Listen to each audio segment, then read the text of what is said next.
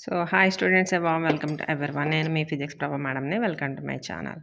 So, ఈ class ఏంటంటే especially ఒక 30 డేస్ నుంచి ఒక స్టూడెంట్ రెగ్యులర్‌గా మెసేజ్ పెడుతున్నారండి. కొన్ని టాపిక్స్ చెప్పండి అని. బట్ నేను ఔట్ ఆఫ్ స్టేషన్‌లో ఉండటం వల్ల నేను ఆ క్లాసెస్ అన్ని అప్‌లోడ్ చేయలేదు.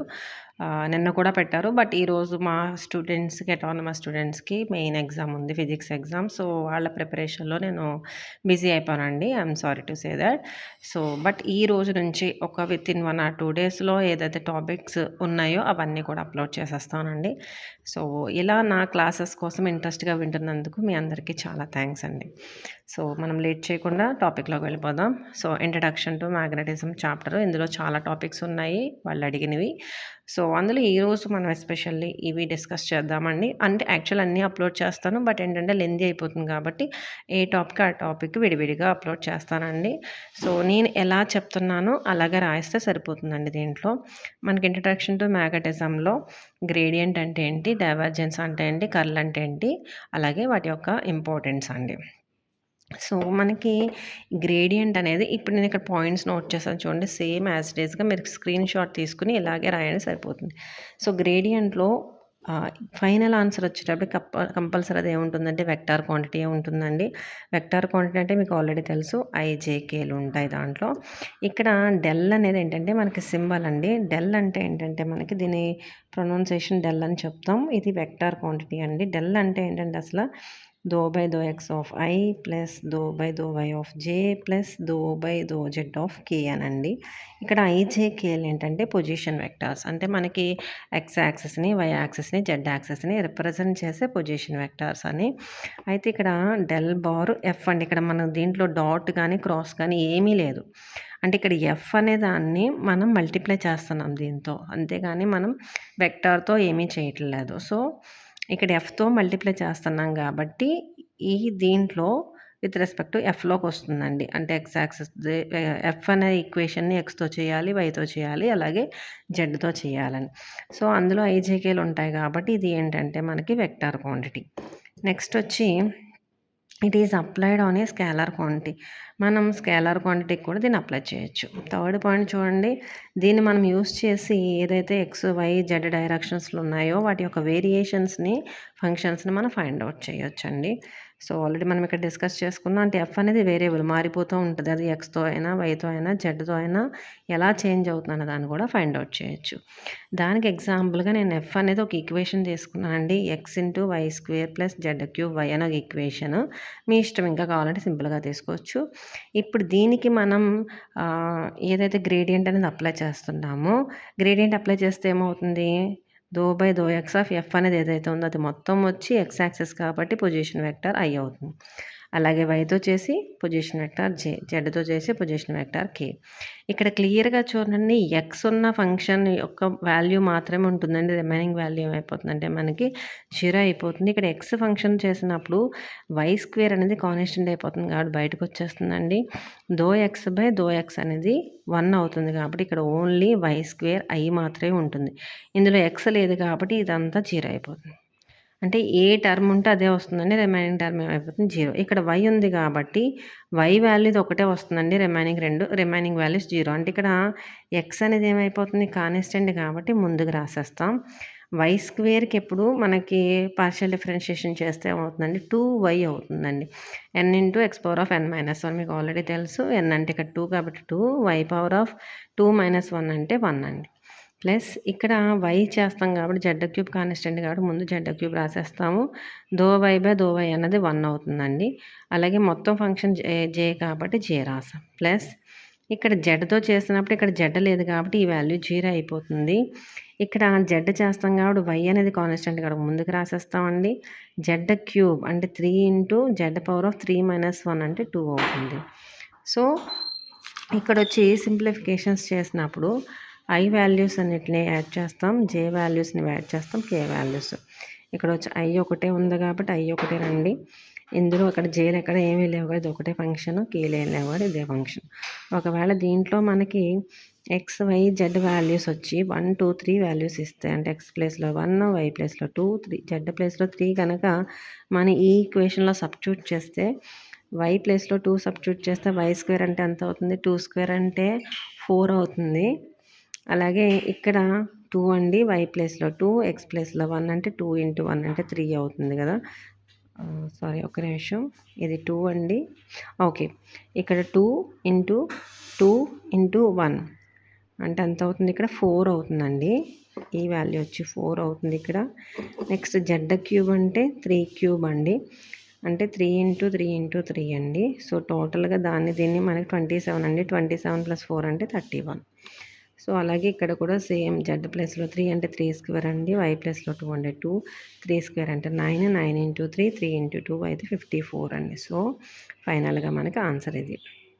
ఇది టోటల్‌గా మనకి గ్రేడియంట్ అంటే. నెక్స్ట్ వచ్చి డైవర్జెన్స్ చూడండి. డైవర్జెన్స్‌లో మనం తీసుకునే డెల్ అనేది ఎలాగో వెక్టార్ మీకు ఆల్రెడీ తెలుసు. తీసుకునే వెక్టార్ కూడా ఏంటంటే ఎఫ్ కూడా మనకి వెక్టార్ నొటేషన్ అండి. బట్ ఈ రెండిట్లకి మధ్యలో మనం యూజ్ చేసే ప్రొడక్ట్ వచ్చి డాట్ ప్రొడక్ట్. సో 2 వెక్టార్స్‌ని మనం డాట్ ప్రొడక్ట్ చేస్తే ఫైనల్‌గా ఆన్సర్ ఏమొస్తుందంటే స్కేలార్. సో డైవర్జెన్స్ ఎప్పుడూ కూడా మనకేంటంటే స్కేలార్ క్వాంటిటీ అంటే లాస్ట్‌లో మనకొచ్చే ఆన్సర్‌లో ఎక్కడ కూడా ఐజేకేలు అనేవి ఉండవు. అలాగే దీన్ని ఎక్కడ అప్లికేబుల్ చేస్తామంటే వెక్టార్ క్వాంటిటీస్‌ని మనం ఫైండ్ ఔట్ చేయడానికి యూజ్ చేస్తాం.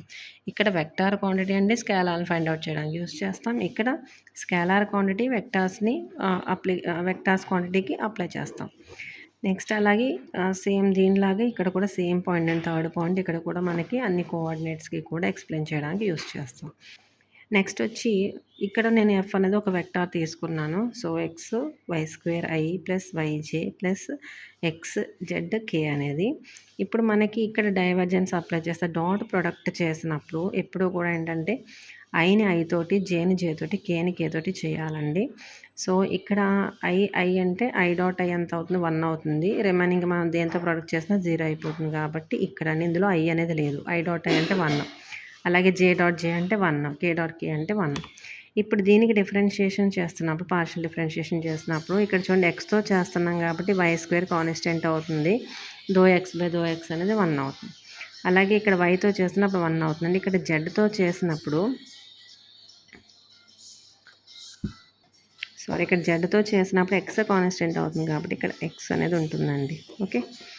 సో దీంట్లో మనకి ఫర్ ఎగ్జాంపుల్ పాయింట్లో ఎక్స్ వై జెడ్ ప్లేస్‌లో 1, 2, 2 కనుక తీసుకుంటే x value 1, y value 2, z value 2 కనుక తీసుకుంటే వై స్క్వేర్ అంటే 4 అండి. ఇక్కడ 1 వాల్యూ ప్లస్ ఎక్స్ ప్లేస్‌లో 1 అండి. టోటల్‌గా ఎంత అవుతుందంటే మనకి 6 అవుతుంది. ఓకే. సో ఎలా సింప్లిఫై చేయాలండి దేనికి? డైవర్జెన్స్‌కి. అదే కనుక మనం కర్ల కండిషన్ తీసుకుంటే ఇది కంపల్సరీ ఏంటంటే ఓన్లీ వెక్టార్ క్వాంటిటీయే. ఎందుకంటే మనం యూజ్ చేసే ప్రోడక్ట్ ఏ ప్రోడక్ట్ అంటే క్రాస్ ప్రోడక్ట్ అండి. దీన్ని క్రాస్ ప్రోడక్ట్ అంటాం. దీన్ని డాట్ ప్రోడక్ట్ అంటాం. ఇక్కడ కూడా మనం 2 వెక్టార్సే తీసుకుంటాం. సో ఇక్కడ రెండిటికి మనం యూజ్ చేసే ప్రోడక్ట్ వచ్చి క్రాస్ ప్రోడక్ట్ కాబట్టి ఫైనల్ ఆన్సర్ అనేది ఐజేకోలో వస్తుందండి. అంటే కంపల్సరీ వచ్చేది వెక్టార్ క్వాంటిటీయే. అలాగే దీన్ని వెక్టార్ క్వాంటిటీకి అప్లై చేస్తాం మనం. స్కేలార్స్‌కి ఏమీ చేయము. ఎందుకంటే 2 కూడా మనకి వెక్టార్సే కాబట్టి. సో ఇక్కడ క్రాస్ ప్రోడక్ట్‌లో మనం చేసినప్పుడు ఎలా చేయాలంటే దీన్ని నోట్ చేసినప్పుడు ఫస్ట్ వెక్టార్‌కి సెకండ్ వెక్టార్ ఏది తీసుకున్నా మనకు ఐజేకేలు ఉంటాయి కాబట్టి ఫస్ట్ ఐజేకేలు తీసుకోవాలి. ఈ ఫస్ట్‌ది ఏదైతే ఉందో దాని యొక్క I quotient, J quotient, K quotient note చేసుకోవాలండి. సెకండ్‌ది ఏదైతే ఉందో వాటి యొక్క కోషన్స్ నోట్ చేసుకోవాలి. తర్వాత మల్టిప్లికేషన్ తీసుకోవాలండి. డెట్ కట్టాలి. సో ఎలా చేయాలన్నది నేను ఒక ఎగ్జాంపుల్ తీసుకొని చెప్తున్నాను చూడండి. సో ఎగ్జాంపుల్‌లో